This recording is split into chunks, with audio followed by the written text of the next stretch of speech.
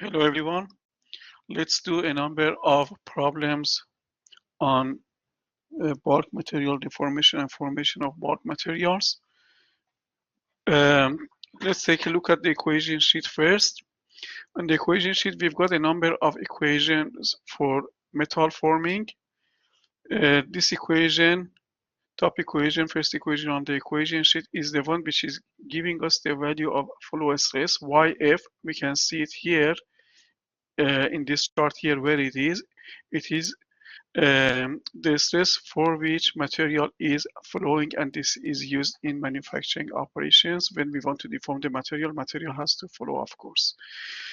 In this, we have got K, which is the strength coefficient, and also we have got epsilon, which is the representation of, say, epsilon is the representation of strain, which is shown in the horizontal axis right here, epsilon. And then we've got N, which is the exponent for strain hardening exponent. And this is a representation of how much material becomes harder as a result of cold working. When the value of cold working, when the operation is being performed in a hot working operation, the value of N is equal to 0. So working, the value of N is 0. For cold working, this will have a positive non-zero value more than 1. And as the value of N is greater, it means that the material becomes harder and harder when it is subjected to the cold working operation. What is interesting to note is that if in hot working operation, practically the value of N is 0, and what it means is that it doesn't matter what the value of epsilon is, because it all becomes 1, and in hot working operations the value of YF is equal to K.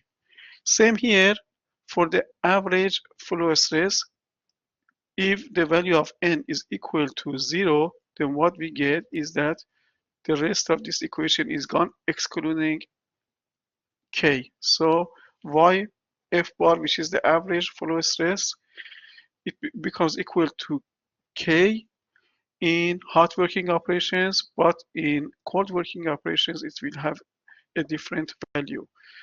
The value of average flow stress is shown here, which is somewhere in between of the yield strength and also flow stress. In between this, we have got the value of YF bar.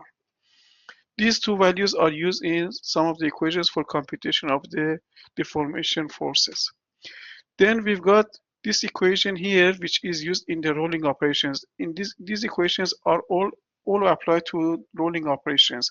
This one is giving us the value of D, or draft. What is draft? Draft is the reduction of thickness in rolling operations. Let's, for example, take a look at this figure here. This is the initial thickness, which is T0, and this is final thickness, which is TF. The difference between these two is referred to as draft or D. And the maximum value of draft can be computed by making use of this equation, equation 18.2, which is a function of a coefficient of friction mu, and also the radius of the roll R. So if we want to see whether or not the desired, say, reduction of thickness is feasible, we've got to take a look at this equation and compute the maximum reduction that is possible. And down here we have got a very useful equation, this one, which is relating initial thickness of the material T0 times initial width of the material W0 times initial or entry velocity of the sheet metal. Let's take a look at this figure here. This is V0, entry speed of the sheet metal, and this is exit velocity of sheet metal or work part. And then thickness, initial thickness is shown right here, final thickness is shown here. Initial width is shown here. This is initial width before rolling, and of course This is final width. Sometimes it will be different in the problems that are given. Sometimes it could be the same. In reality, it will change after rolling, unless if it is limited by some sort of mechanism. Well, so if we have got the initial thickness, initial say width, and initial entry say speed of the sheet metal, then one of the remaining parameters on the other side can be computed if the other two are given. So this is a very useful equation indeed. Next slide, we have got some other equations. The value of true strength can be computed by making use of this equation, which is a function of initial thickness and final thickness of the material. T0 and also Tf are shown in here in this figure up here. Well, what is important in any rolling operation is how much force is needed in order to perform the operation. It is a function of Yf bar. Yf bar can be computed by making use of equation 17.2, as we can see it here, this equation. And then we have got the value of width and the length of the say contact. Width of the sheet metal, this is something that will be given to us, and the contact length. Contact length L can be computed by making use of this equation, equation down here, and it is shown in this figure up here. Contact length is the length of contact between the roll and also the sheet metal. It can be computed by making use of this equation down here. This is a function of R, the radius of the roll, and initial thickness of the sheet metal, and also the final thickness of the sheet metal after the rolling operation. If we have the values of F, which is rolling force, and L, contact length, at hand, then we can easily compute the torque for each roll that is needed for the rolling operation. And if we have the values of F and L at hand, and also the rotational velocity of the roll, which is n in RPM, then we can compute the power needed for performing the rolling operation. Okay, now let's do a number of problems on the basis of what we have discussed so far. Well, problem 1, a 5 centimeter thick slab. Slab is a flat, say, material. A 5 centimeter thick slab, 25 centimeter is the thickness of the material, and also, 5 centimeter is the thickness of the material, and it is 25 centimeter wide. So width is 25 and thickness is 5 centimeter. Its length is also given to be equal to 3.6 meters and not centimeters. So we've got a slab, thickness 5, width 25, and length 3.6 meters. Thickness is to be reduced in 3 steps in a hot rolling operation. Hot rolling operation, what does that mean? It means that the value of N strain hardening exponent is equal to 0. However, it may not be used in this problem. The value of N, I mean. Each step will reduce the slab to 75% of its previous thickness. It is expected that for this metal, the reduction, for this metal and reduction, the slab will widen by 3% in each step. Okay, so its thickness will be reduced to 70% of previous step, and width will be increased by 3% in each step. If the entry speed or V0 of the slab in the first step is 12 meters per minute, so V0 in the first step is this much, 12 meters per minute, and the roll speed is the same for the 3 steps. Determine A, length, and in B, exit velocity of the slab after the final reduction. What do we do for doing this problem? What we need to do to consider is that the volume of the material doesn't change before and after the rolling operation. So we can compute the volume of the material on the basis of the information which is given up here. All the three dimensions are given: thickness, width, and length. So we can easily compute the volume of the material. We know that the dimensions of the material will change, and those include thickness and also width.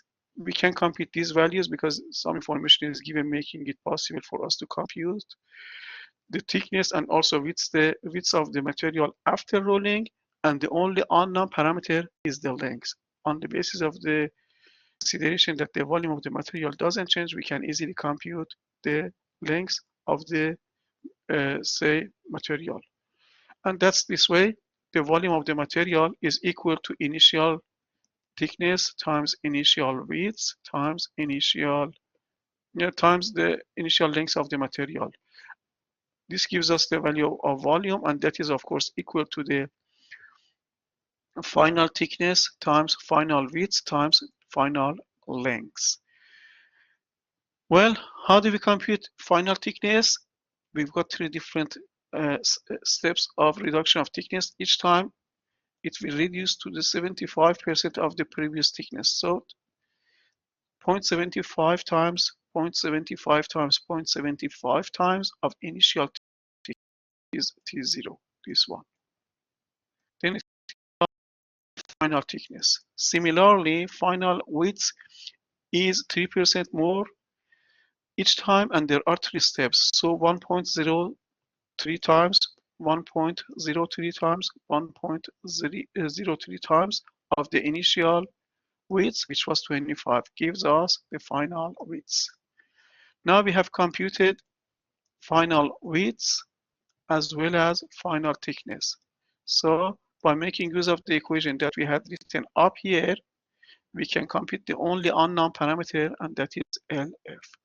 Now it can be computed to this much. Please note that length was given in meters, so we've got to convert it into centimeters in order to get the length in centimeter. And also, if we want, we can convert it into meters as well.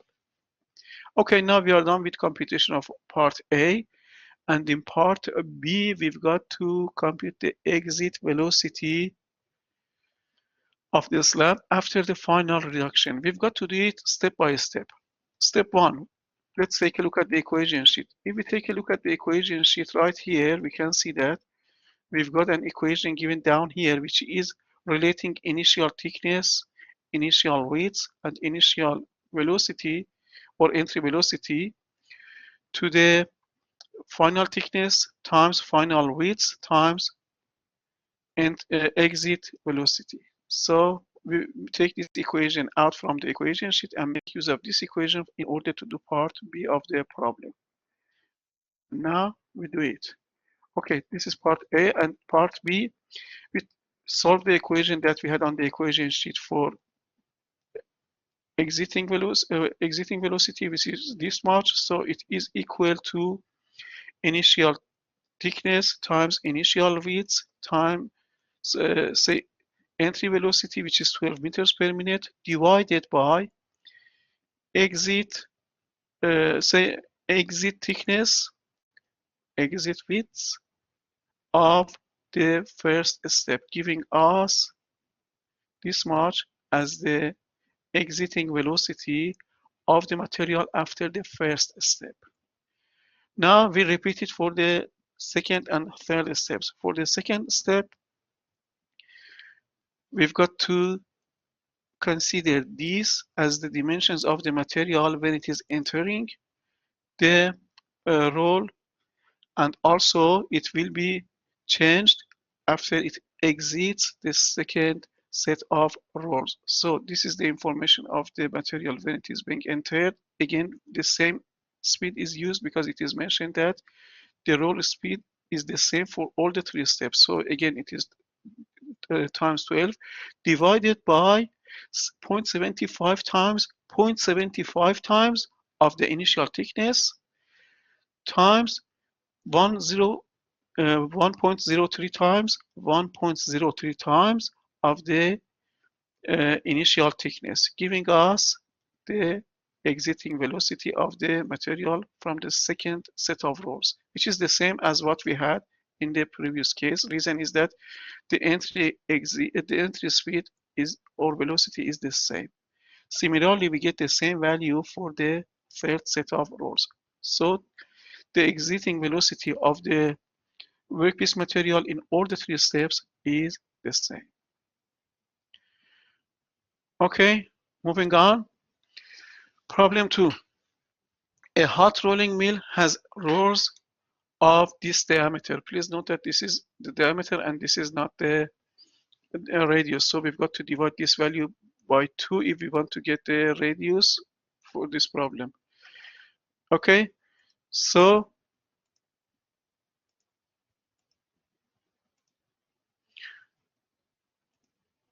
okay, a hot rolling mill. Hot rolling, what does that mean? It means that value of n, which is the strain hardening exponent, is equal to 0. That's what it means to us. A hot rolling mill has rolls of this diameter 60 centimeters. It can exert a maximum force of this much. Maximum force is given 1780 kilonewtons.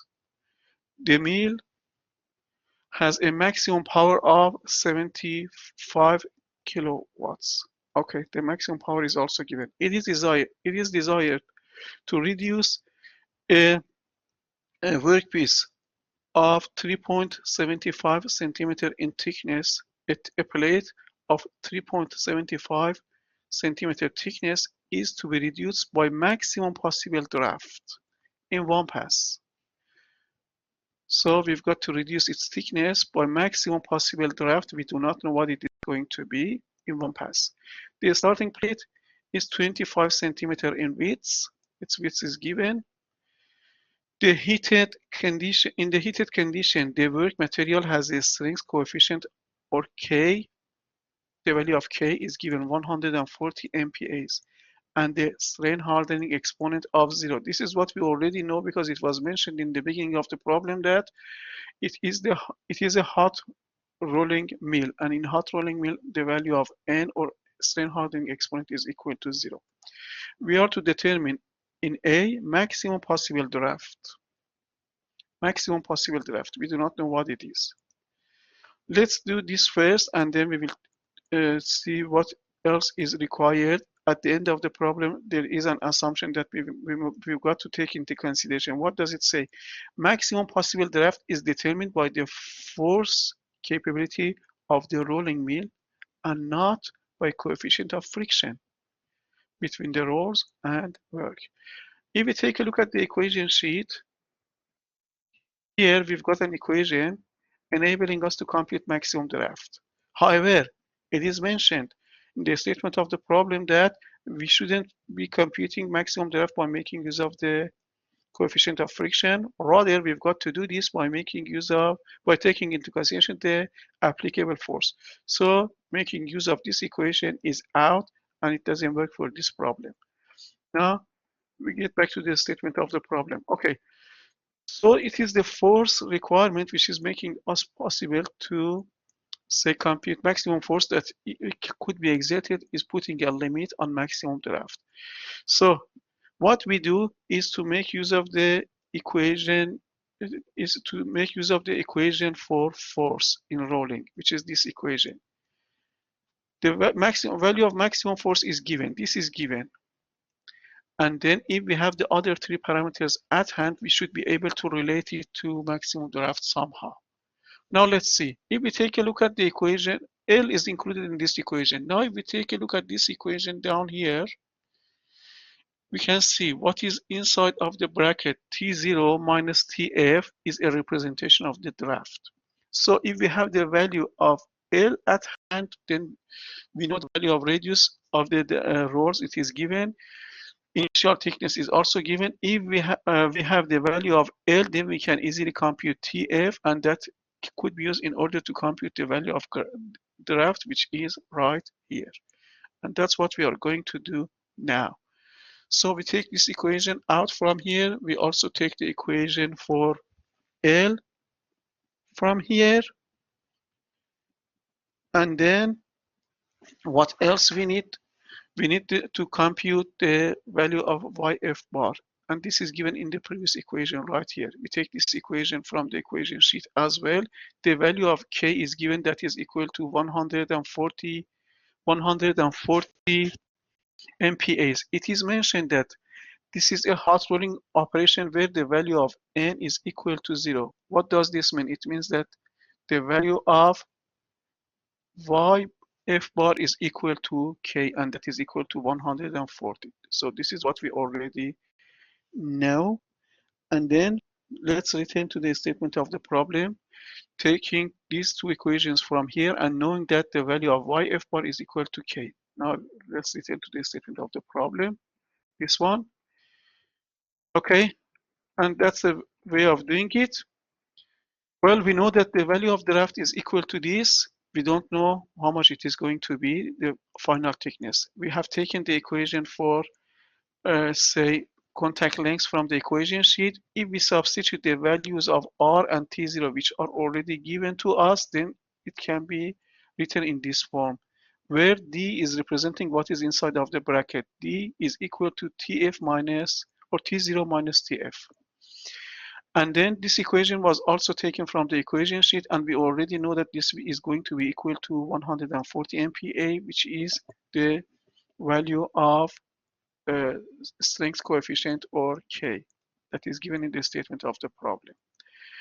And then now we make use of the equation for force and substitute the values of YF bar, which is also converted into newtons, and then times width times contact lengths in the form that is written. Now, because we know the value of maximum force that is applicable, it is given in the statement of the problem. If we equate this value with this equation, there is only one unknown parameter in this, and that is D. What is D?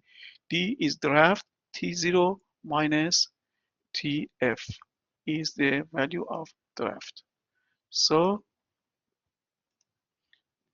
the value of draft, or D, is equal to what we have got here. As we already know, the value of T0, the only unknown parameter, is TF.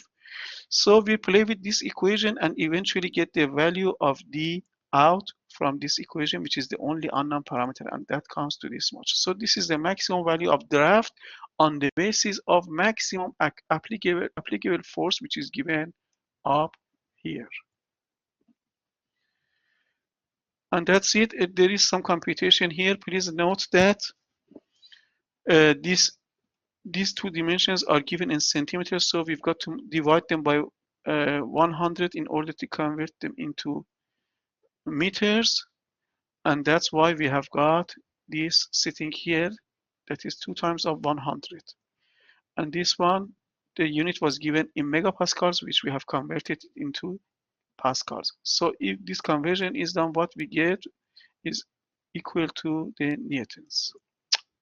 Okay, and that's it for this problem. Let's move to the next problem. Next part of the problem indeed. In part B, we are requested to compute associated through strain, and in part C, we are required to compute maximum speed of the rolls for the operation. For computation of the through strain, this is the equation for through strain. For rolling operations, as we have T0, we need to compute TF. The value of D is already computed, so we can easily compute the value of TF, and eventually it makes it possible for us to compute the true value of strain if it comes to this much. And in part C, we've got to compute the in part C, we've got to compute maximum speed of the rolls for the operation. In order to compute this, we've got to make use of maximum power that is already given to us. Maximum power is equal to 75 kilowatts. So what we do is to make use of the equation for power on the equation sheet. Equation for power, this one. We make use of this equation in order to compute the value of rotational speed N of the roll. So in order to do that, We write the equation right here and substitute the values. Power is given. The only unknown parameter in this is n. F is computed, L is computed, P is given. So we get the value of n, which is the rotational speed of the roll, and it is this much. And on the basis of that, we can also compute the speed of a single point on a specific point on the surface of the roll by making use of this equation, the linear velocity of the roll, as we have the value of n at hand, and also we know the radius of the roll. We can easily compute the value of VR as well, which comes to this much in meters per minute. So this is the linear velocity of a point on the surface of the roll. Okay, and then moving on to the next part of the problems, we've got a number of equations for forging. For forging, we have got a number of equations. The first equation is the equation for true strain in forging. It is very similar to the one that we had for rolling. The only difference is that instead of initial thickness and final thickness, we are having initial and final heights of the workpiece, which is subjected to a forging process. And then we've got an equation for, say, computation of the required force for forging. YF is the flow stress, and this is what we had in the first equation in the equation sheet as the first equation. Kf, or shape factor, can be computed by making use of this equation down here. This is a function of coefficient of friction mu and also the diameter of the workpiece. This workpiece up here is rotational. This is the cross-sectional area of it. It is, say, rotational. And also the height of this same workpiece, which is given down here. So if we have all this at hand, we can easily compute Kf, and then Kf will be substituted in the equation, and Yf, which is flow stress, and A is the cross-sectional area of the workpiece material. If we have all this at hand, we can easily compute the required force for forging. Okay, problem 3, a cold heading operation. Well, when it says cold heading operation, it means that this is not hot working operation. So it means that the value of n, which is the exponent, strain hardening exponent, is not equal to 0. That's what it means. It's positive and it is more than 0. Is performed to produce the head on a steel nail, as it's shown down here. We've got a flat, say, bar, a round bar, and we've got to flatten its head in order to make it just like that. The strength coefficient for this steel is 600 MPas, and the strain hardening exponent, or value of n, which is non-zero, is this much. Coefficient of friction at the die work interface is also given, and that is equal to 0.14. Coefficient of friction, or mu, is given. The wire stock of which the nail is made is 5 millimeters. So the diameter of the nail, this diameter, is given, and that is equal to 5 mm. The head is to have a diameter. This one has to have a diameter of the given value, and that is 9.5. And the height of it is also to be equal to 1.6. So the diameter and the height of this head is given. Height is 1.6, diameter 9.5. The final length of the nail is 120 millimeters. What length of stock must be projected out of the die in order to provide sufficient volume of material for this offsetting operation? Well, how do we do this problem?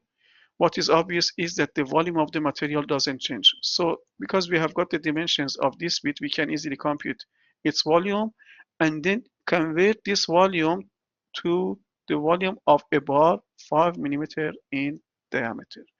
So this is what we do. First, we compute the volume of the head, which is this much, and then compute the cross-sectional area of the bar, 5 millimeter in diameter, and then write the equation relating write the equation relating the bar, volume of the bar of the head to its cross-sectional area and height. So the only unknown parameter is H0, which can now be computed. So if the key point that we need to take into consideration is the volume of the material doesn't change. So if we know the volume of this much of the material in the head, we can convert it into the volume of the material in the form of a bar 5 millimeter in diameter. So it gives us the desired cell height, which is H0, this one. Okay. And in part B, compute the maximum force for the punch that must be applied in order to perform this task in an open die. So what we do in here is first to compute the uh, let's take a look at the equation sheet, then I explain what we've got to do in order to do this problem. This is the equation sheet for forging. As we can see, this is the equation which is making it possible for us to compute the force for forging, and this is what we've got to do. In order to do that, we need to compute the value of Kf, which is the shape factor, Yf, and also cross-sectional area of the workpiece material are to be taken into consideration. In order to compute Yf, let's take a look at the first slide when we had the equation for Yf. This is the equation which can be used in order to compute Yf. It is a function of K, strength factor, and also the value of through strain, and N. The value of N is given. The value of K is also given. So what is left to be computed is strain, through strain of the material. So we take this equation from here and compute the value of a strain. The value of a strain can be computed in forging by making use of the equation which we have got right here. This is the equation to be used for computation of through strain in forging processes. So we take this equation from here and do the computation of strain, because we know the initial and also final height of the workpiece material. So let's get back to the problem right here. Okay, we know the initial length, which is computed, and we know the final length that is given, that is 1.6. So we can easily compute the value of through strain. And then the value of Yf by making use of the values of K that is given, N that is given, and strain factor that is strain hardening exponent that through strain that is given. We can easily compute the value of Kf, and that comes to this much. Because we know the dimensions of the head, we can compute its cross-sectional area, which is this much, and Kf having the value of mu, coefficient of friction, diameter, and also height of the workpiece. We can compute the value of Kf. Now we have everything at hand in order to compute the magnitude of force for this given operation. There is another problem, problem 4, which is somehow similar to this problem, and I am leaving doing that problem to you. Okay, that's it for today. Thank you so much.